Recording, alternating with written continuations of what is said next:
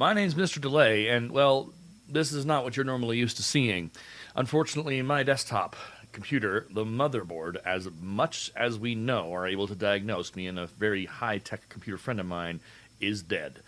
And so that means my desktop is sitting on a shelf over there waiting for me to figure out how to either fix it, replace it, or do something with it. Thankfully, I still have my laptop, and I'm able to edit videos there. However, a lot of the video files were on there, such as my introduction. So, yeah, I missed a video yesterday. I'm going to try and make up for it today. Yeah, class is now in session-ish. All right, so welcome to welcome to Wednesday, Thursday video. There won't be a video tomorrow because it's, well, Good Friday, and we're off school on that day. So I'm officially saying no school tomorrow because Mr. Frasco, our principal, said that it's allowed and we're going to honor that day off. So tomorrow for teachers and students, no school. You can still do schoolwork if you so desire on a personal level, but we're not mandating it as a school. So I thought I would read the poem that I had for Wednesday. Okay, so the poem that I read on Wednesday, which there's footage of, but I don't know where that footage is because desktop broken, no go. Here we go. The poem is called "O Captain, My Captain" by Walt Whitman. O captain, my captain, our fearful trip is done. The ship has weathered every wrack, the prize we sought is won. The port is near, the bells I hear, the people all exulting, while follow eyes the steady keel, the vessel grim and daring. But oh heart, heart, heart, oh the bleeding drops of red, where on the deck my captain lies, fallen cold and dead. O captain, my captain, rise up and hear the bells. Rise up, for you the flag is flung, for you the bugle trills. For you bouquets and ribboned wreaths, for you the shores are crowding. For you they call, the swaying mass, their eager faces turning. Here, captain, dear father, this arm beneath your head. It is some dream that on the deck you've fallen cold and dead. My captain does not answer, his lips are pale and still.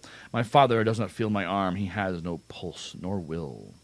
The ship is anchored safe and sound, its voyage closed and done. From fearful trip the victor ship comes in with object won. Exult, O shores, and ring, O bells, but I, with mounted tread, walk the deck my captain lies, fallen cold and dead. So an elegy is kind of like a mournful poem where you're kind of memorializing someone, but the emotion that is in there is a deep sadness, almost even grief in some ways. And so this poem is fairly famous by Walt Whitman. Walt Whitman is a American literature staple, which means he is a legend, and he wrote a lot of things.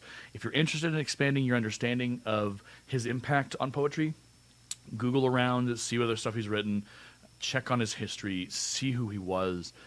He is an interesting figure, controversial at times, and also a voice of some of the generations that have come up through this country throughout the years. So Walt Whitman, O captain, my captain. So the writing prompt was a prompt that was really awesome, if I can find it. So the reading prompt was right from this quote from Claude Levi-Strauss: "I am the place in which something has occurred." I unfortunately am not going to be able to do the 2 minutes with you, but you can do it. But I want to read you what I wrote in response to that, because I have been thinking about it the last couple of days, and I think it is really, really, really cool. I think I did a heck of a job. I am the place in which something has occurred. I am the light from joy found. I am the hope in dreams discovered.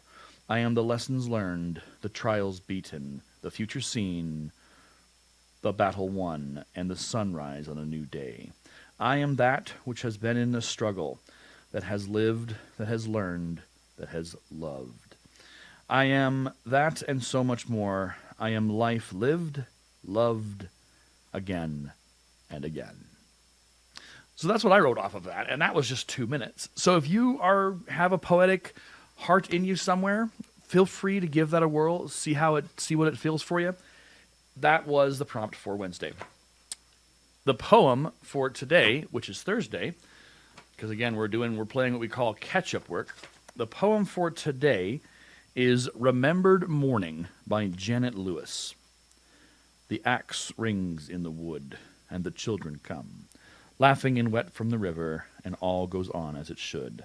I hear the murmur and hum of their mourning forever. The water ripples and slaps the white boat at the dock.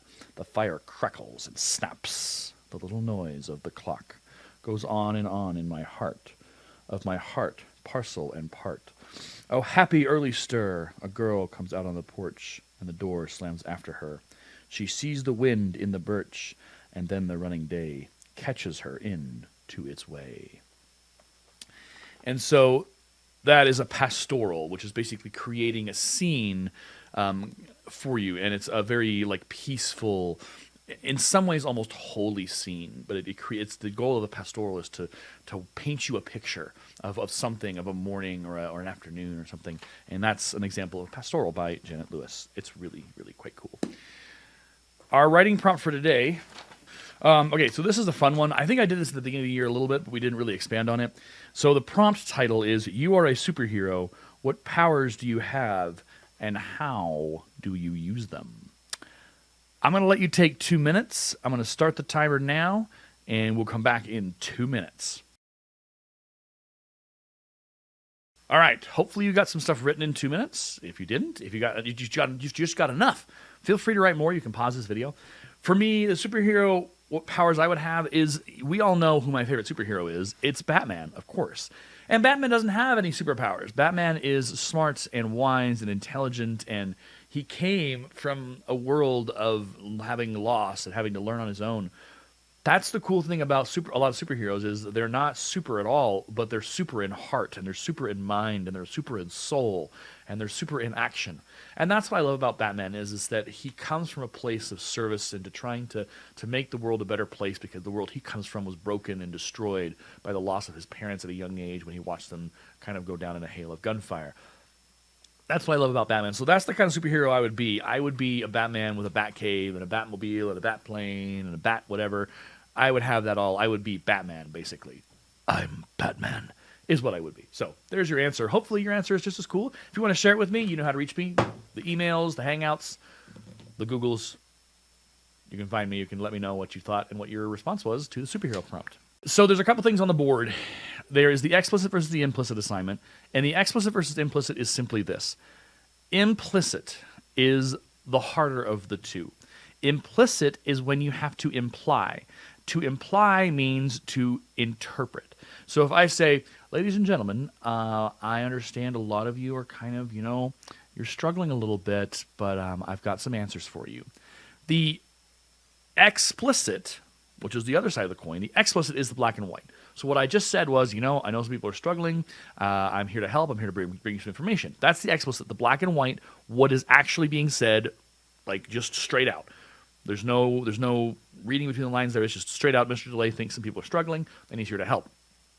The implicit is where you imply or interpret, and you might look to the tone of my voice. So in the implicit side of things, if I said, I think some of us are really struggling. The implicit is, wow, Mr. DeLay, he feels our pain. He's there to help us. He's here to comfort us. But if I say, I think a lot of you are struggling with this right now, there's a tone in there that suggests something else. Maybe there's some frustration with Mr. DeLay and the struggle that his students are having. And so we're implying, we're interpreting, going in between the lines of what's being said by Mr. DeLay and going, ooh, there's some anger there, or there's some frustration, or there's an emotion there. Now we're going to try and interpret based on our own knowledge and our own abilities to determine, okay, what do we think's going on really here? It's reading between the lines. So we talked about this in class. Remember when I said, hey, if I walk up to a student, I go, and I give him that look. Now, explicitly, Mr. DeLay just looked at the student up and down and walked away. That's just the black and white. But the implicit is, well, let's look at how he did it. Let's look at how he said it. Let's look at what he did. And now you're going to start to interpret, well, does Mr. DeLay like this student? Is he judging this student? What's going on? What's he doing with this whole look down thing? Oh, whatever. You do it in your daily lives as sixth graders when we were at school. You would do things where you would give people looks, or you would say things, and you might be like, well, I think he likes you, but I don't really know. Or he really likes you as a friend, but more than a friend. And you say things, and then they have to then interpret and infer and imply what exactly it is that you're meaning. Because sometimes we're human beings. We don't say exactly what we mean. And so the implication, the inference the interpretation. The implicit that we have to do is we have to imply, interpret, and engage and investigate and figure out what is really going on here. What's the story? What can I draw out of what's going on? So implicit requires us to put on our Sherlock Holmes hat, get a magnifying glass to go, what's it? I think I've got it. It requires us to dig in. The explicit is, well, I see a building. It looks pretty. Cool. Boom. It's just what it is. It is literally what it is saying. Explicit is just, it's that. Implicit is the more deeper and kind of interpretational process that we have to go through. So hopefully that helps you understand the explicit versus the implicit. Remember, implicit, interpretation, implication, you're implying, you are reading between the lines, you are looking for what is being said without really saying it. You're looking for more than just the surface.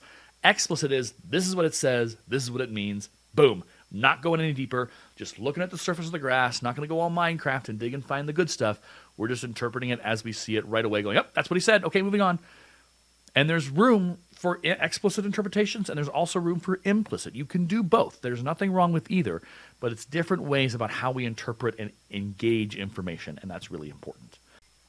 So the other thing that we were doing this week is we were doing summaries. And summaries, I know we struggled a little bit with this, but remember we did this with Percy Jackson. And we talked about how summaries are not details. They're not, Percy Jackson went to the store. Percy Jackson went to go meet his friend. Percy Jackson did this. Summaries are overall ideas of what happened. So Percy Jackson meets a friend. Percy Jackson sees something suspicious. Percy Jackson gets into a battle. You don't give the specifics. He gets into a battle with one of the three ladies, and then he gets dead. You give overall general ideas. And summaries are always in generally three parts. So you have the summary, which is the beginning of the chapter, or the beginning of the book, or the beginning of whatever. Then you have the second part of the summary, which is usually the middle of the chapter, the middle of the book, the middle of whatever source you're summarizing. And then the third part of that summary is the end of that piece. So when you summarize, you have to summarize the beginning, middle, and end in generalities that is not specific and has details. It has general, like Percy Jackson Percy Jackson went to school. Percy Jackson got called out by a professor. 3, Percy Jackson went home sad. Or Percy Jackson hid something from his mom. The summaries are very general. It's not specific like, well, Percy Jackson, hid his feelings from his mom about this thing. No, it's just a general statement of what generally happened. So summaries are where you get to take a step back, and you don't have to do the details, but you need to give me a general understanding of what happened in the piece that I'm asking you to summarize. Be it a chapter, be it a novel, be it a video, be it whatever medium, which means whatever thing that I'm giving you to summarize, you need to have at least a minimum of 3 sentences, maybe a little more depending on the length of the subject or the length of the media or whatever. But that summary needs to have a beginning summary, a middle summary, and an end summary so that you can summarize the whole context of the piece, if that helps make that a little more sense. My hope is it does. If you still have questions, hey, Google Hangouts, find me. These assignments aren't due until Monday at the end of the day, so you get an extra day because of Good Friday. So Monday, I'll be hanging around. If you need to chat with me, if you need to video chat me, say, hey, Mr. DeLay, can you explain this a little bit more? Here's what I've got so far. I am happy to hear from you. Reach out. Let me know what's going on. Okay. This has been a very different way of recording this. My hope is I'll get back to my studio in a couple days so that I can actually get videos and edit them and have my intro back. For now, though, it's been nice to be able to talk to you through this. Hopefully this has kind of encouraged you and helped you.